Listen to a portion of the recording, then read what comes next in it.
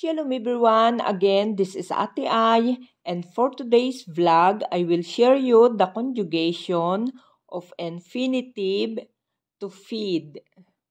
In Hebrew, lihaakil. Present tense, feed, for masculine singular, maakil. Ani, maakil. Ata, maakil. Hu, maakil. Present tense, feed, for feminine singular, maakila. Ani, maakila. At, maakila. He, maakila. Present tense, feed, for masculine plural or mixed gender, maakilim.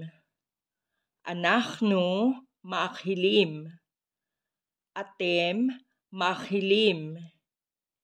Hem, maakilim. Present tense, feed, for feminine plural, maakilot. Anachnu, maakilot. Aten, maakilot. Hen, maakilot.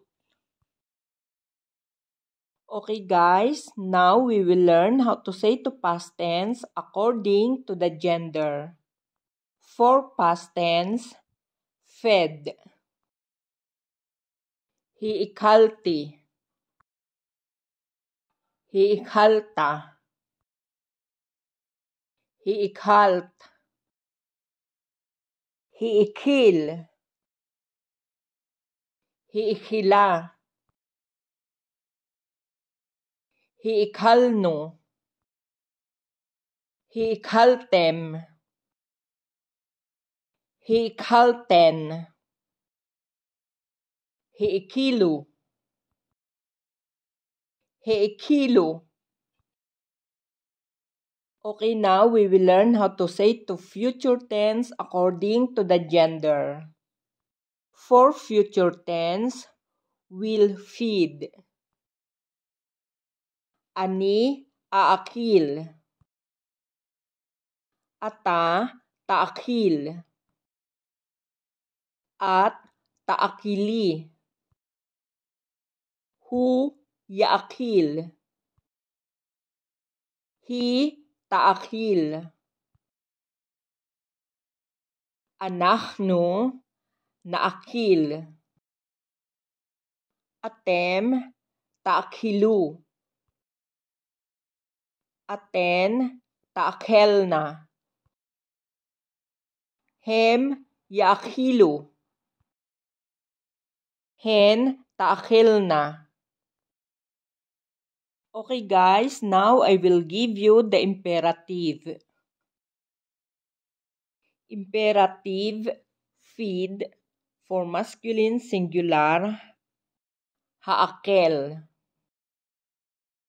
Imperative, feed, for feminine singular, haakili. Imperative, feed, for masculine plural, haakilo. Imperative, feed, for feminine plural, haakelna.